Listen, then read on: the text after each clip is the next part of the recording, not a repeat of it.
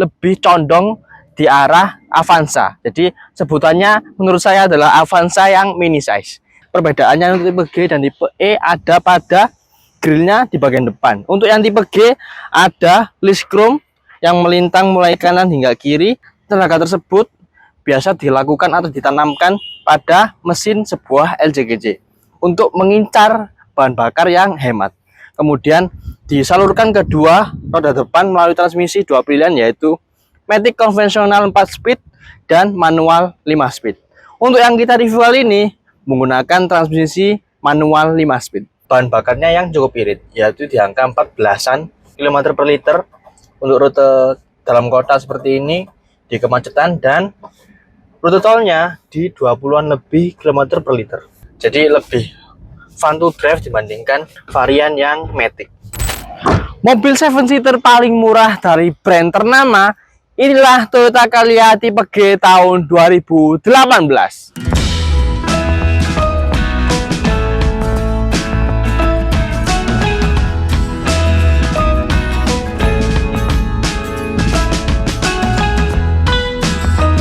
Secara tampilan, banyak orang mengira bahwa Toyota Calya ini memiliki bahasa desain yang sama dengan Toyota Agya. Namun, menurut saya, dibandingkan ke Toyota Agya, lebih condong di arah Avanza. Jadi, sebutannya menurut saya adalah Avanza yang mini size. Lihat saja tampilannya, mulai depan, kanan, kiri, belakang, cocok bukan?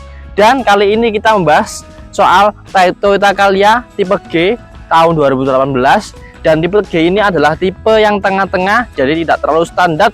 Mobil ini diluncurkan pada tahun 2016, dan pada waktu peluncurannya mobil ini mendobrak pasar karena LCGC yang menampung hingga 7 penumpang. Jadi mobil ini adalah gebrakan baru dari Toyota dan Daihatsu.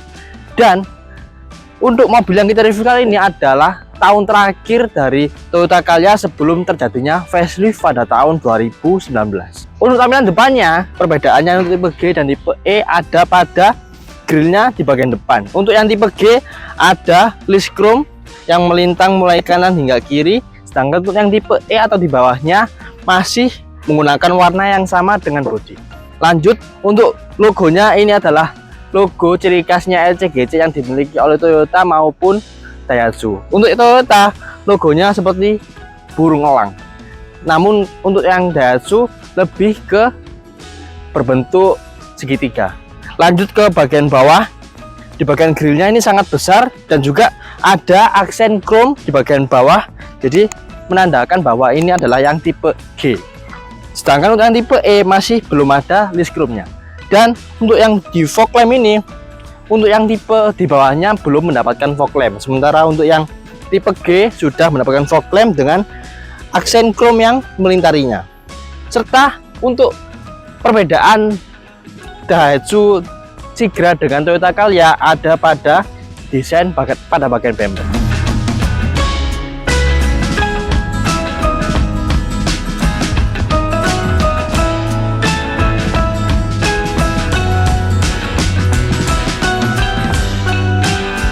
Tampilan Toyota Calya pada bagian samping cukup elegan karena ada permainan beberapa tarikan garis bodi yang terkesan tidak monoton dan juga tidak polos. Dan perbedaannya yang tipe G dengan tipe E, yaitu di spionnya untuk yang tipe G ini sudah menggunakan electric mirror yang ditemani dengan sein. Sedangkan untuk yang tipe E yang di bawahnya itu masih manual dan kecil. Untuk yang velgnya sudah menggunakan two-tone dengan 175/65 ring 14, dan kondisi bannya ini masih terbilang cukup tebal. Kemudian lanjut ke bagian belakang. Menurut saya proporsi kaca dengan desain pada bagian belakang ini sama dengan Innova Reborn. Menurut saya seperti itu. Gimana menurut Anda? Komen di bawah.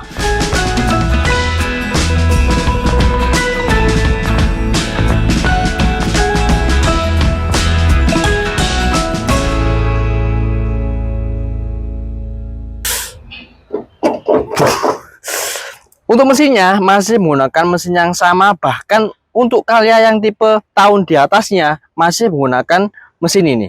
Jadi ini adalah unit 1200 cc 4 silinder dengan teknologi dual VVT-i yang menghasilkan tenaga di 88 PS dan torsi di 108 Nm.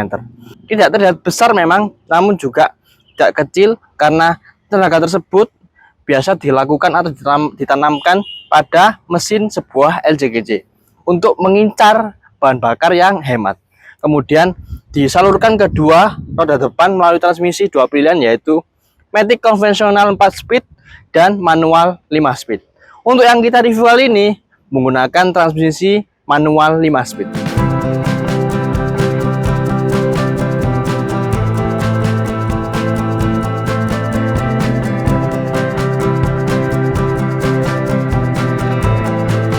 Sekarang kita masuk ke interior Toyota Calya.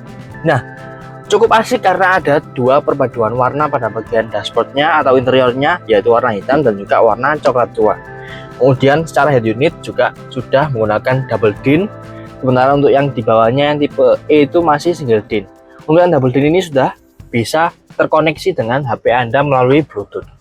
Dan untuk konsol tengahnya ini ciri khas sebuah Calya karena pada tengahnya itu terdapat transmisi atau tuas transmisi di bagian atas ini, jadi di bagian bawah itu lega. Nah, juga di bagian bawah ada sebuah penyimpanan terbuka, dan untuk penyimpanan terbukanya ada dua, satu di sebelah kanan, di sebelahnya speedometer, dan juga di bagian bawah. Dan di bawahnya ini juga ada outlet 12 volt untuk mengecas gadget Anda. Sementara di bagian kanan ada pengaturan spion yang elektrik karena ini adalah yang tipe G, dan di bagian atas ada sun visor 2 buah yang dilengkapi dengan kacanya di kedua sisinya, dan ada sebuah lampu kabin. Nah, kita sekarang sudah berada di kabin tengahnya. Untuk luasan kabinnya terbilang cukup luas karena ini adalah posisi pengemudi saya, dan masih tersisa 2 jengkal jari untuk legroomnya, dan ada 12 volt power outlet di bagian konsol tengah. Oh ya, saya lupa tadi, untuk yang bagian depan ada armrest, jadi untuk pengemudinya bisa menyandarkan tangannya di bagian kiri. Nah, di bagian atas juga ada 2 buah bar, ini namanya air circulation, sama dengan double blower fungsinya. Kemudian di atas juga ada lampu kabin, dan headroomnya juga sangat memadai. Kemudian di bagian bangkunya untuk yang tengah ini sudah menggunakan headrest, karena kan di sebagian LCGC meskipun 5-seater, cuman di tengahnya ini tidak ada headrestnya. Jadi untuk yang Calya ini sudah menggunakan headrest pada bagian tengahnya, jadi menambah kenyamanan penumpang di bagian tengah.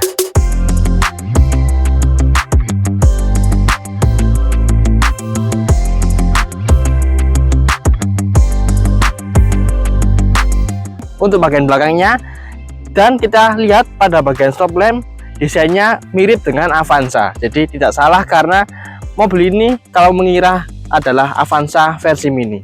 Dan untuk perbedaan yang tipe G dengan tipe di bawahnya, yaitu diskrom ini untuk yang tipe E atau di bawahnya masih menggunakan warna yang sama dengan bodi. Kemudian di bagian atas ada panel bodi sebenarnya yang menyerupai sebuah spoiler, dan pada kacanya masih belum terdapat defogger belakang, namun itu adalah hal yang lumrah atau wajar karena mobil ini adalah segmennya LCGC. Meskipun itu ada wiper dan juga ada kecerutan di bagian atas. Untuk bumpernya ada 2 buah sensor parkir dan ada aksen hitam, jadi tidak terkesan monoton. Kemudian kita lihat kapasitas bagasinya. Untuk besar bagasi, mobil ini masih sama dengan yang sebelumnya, baik sebelumnya dan juga versi di atas tahun ini. Masih sama, ketika bangku ketika ditegakkan, Anda masih tersisa bagasi sekitar 200-an liter dan masih bisa menampung 2 atau 1 koper medium. Di sini ada toolkit yang masih tersimpan rapi, masih belum terpakai, dan di bawahnya tidak ada kompartemen untuk ban cadangan karena ban cadangannya berada di bawah kolong. Untuk ban cadangannya memiliki velg yang sama yang dipakai ke 4 roda, dan kursi ini bisa dilipat untuk menambah space bagasi secara mudah, dan Anda bisa mendapatkan sekitar 800 liter ketika bangku ketiga dilipat.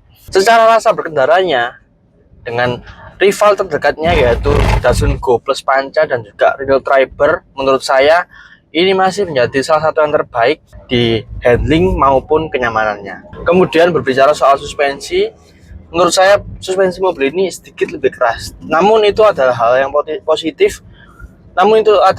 positif. Karena mobil ini kan mengakomodir banyak penumpang. Jadi ketika sendirian memang terasa keras. Namun ketika full atau 7 penumpang, mobil ini terasa lebih nyaman.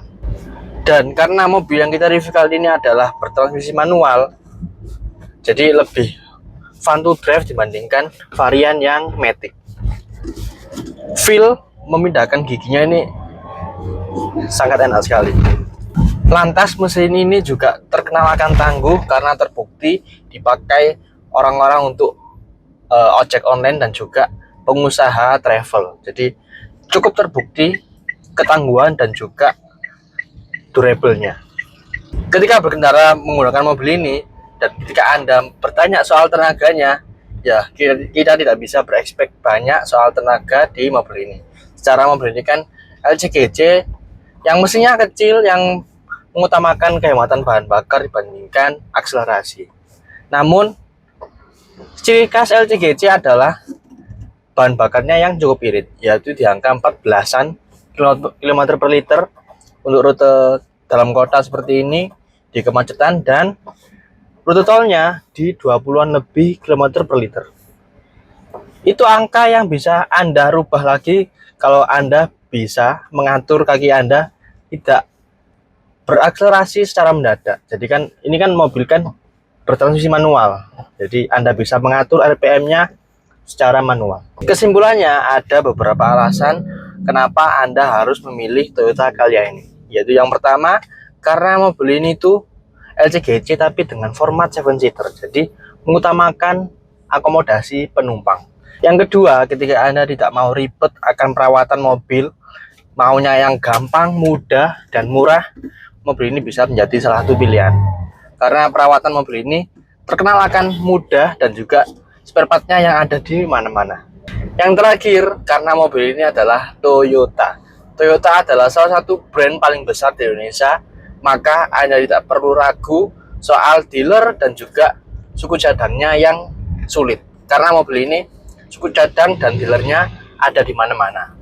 Dan karena Toyota biasanya tuh dealer dan juga after sales maupun harga jual kembali mobil ini cukup stabil.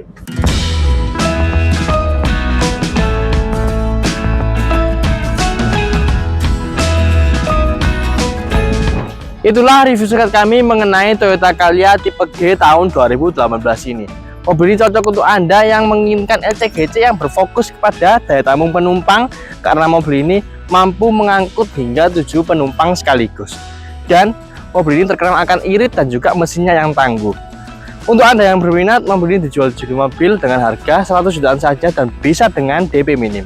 Yang pasti, semua mobil yang ada di showroom kami bukan bekas tabrak, bukan bekas banjir, odometernya yang sesuai, dan masih bergaransi dari kami. Juli mobil, tetap terpercaya.